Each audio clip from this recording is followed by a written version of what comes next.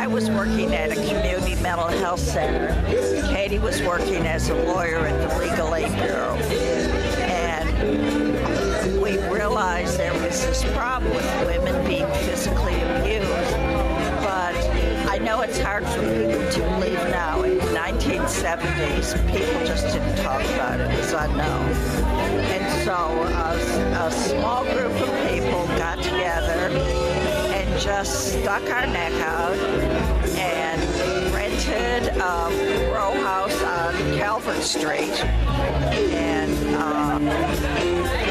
just opened the doors, not knowing at all what we were doing. There was an older woman, her name was Eva Barzak, and she was from the Catholic Daughters of America. And we would have these meetings, and we would just talk about, how we ever going to do this. And finally, one day, she just opened up her purse, and she said, here's $5, let's just do it. And there it is. That was fun. And look what it is today.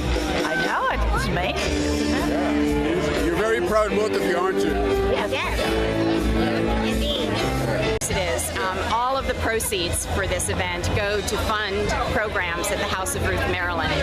We support victims of intimate partner violence with many, many direct services, from shelter to hotline to legal services to counseling services. And the money that we are able to bring up in these events helps to fund that work.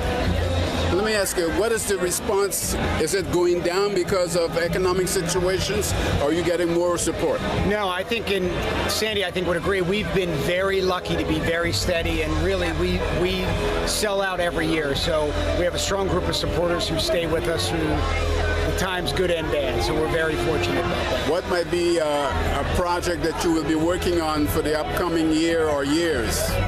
Well, I think one of the big focuses for us going in is to try to see if we can't get more men involved in some of the efforts. This has traditionally been an issue that has been one that women have embraced more than men. Yes. And I think what we're trying to do is figure out a way to engage men more and figure out how to bring them into the cause. And have you figured out what to do? I think it's an educational process, right? So I think it's an educational process to start in finding the right kind of group of men who can help us kind of push the cause forward. Is money solving the problem? Money does not solve the problem. Okay. What will solve the problem is attitude and a change in behavior, which is why, as Jeff was saying, it's very important to get men involved and for men to stand up as role models for other men in terms of what healthy relationships are. And until we can change attitudes and until we can change behavior, all the money in the world isn't going to fix it. It can only provide support for the victims. Are you up against a social and economic combination that is preventing you from achieving that? It is. Economically, it's difficult for people to have extra money to give to causes like ours. Socially, it's really difficult when so many messages in our community, in our society, excuse abusive behavior or ignore abusive behavior. And we need to put a focus on that. Let me ask you, does the House of Ruth have cross-gender people coming for help? Yes. Absolutely. Yeah, I mean, we serve all who need, without boundaries on that. We know that our families are stronger, our communities are stronger, when our wives, our daughters, our mothers, and our sisters can live free of the fear of domestic violence. So Sandi, not only is the House of Ruth an effective domestic violence service provider, it is the largest and most effective in the state of Maryland, and that's because of what each and every one of you do to support the work of the House of Ruth.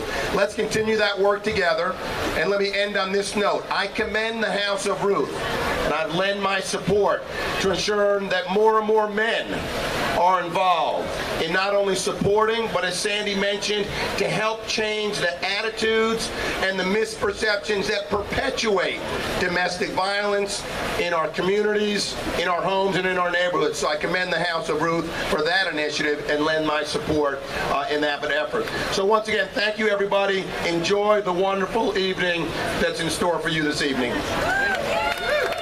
Thank you, Lieutenant Governor. Thank you for your service and your important work on this issue.